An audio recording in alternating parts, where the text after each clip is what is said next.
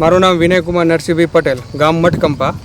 કપાસની અંદર આપણે જેસીડ, એફિડ, લીલા ચૂસિયા, લીલા તરતડિયા માટેના જે સ્પ્રે કરીએ છીએ એ આપણે એડવાન્સમાં જોઈએ અને પછી જે રિઝલ્ટ આવે એ આપણે જોઈએ. તારીખ આજે 8/8/2024 વાર ગુરુવાર અને સમય થયો છે 4:41 અને મારા કપાસની અંદર લીલા તરતડિયા, થીપ્સ, ચૂસિયા માટે શ્રીરામનું 600નું ડેમોન્સ્ટ્રેશન અત્યારે ચાલુ છે.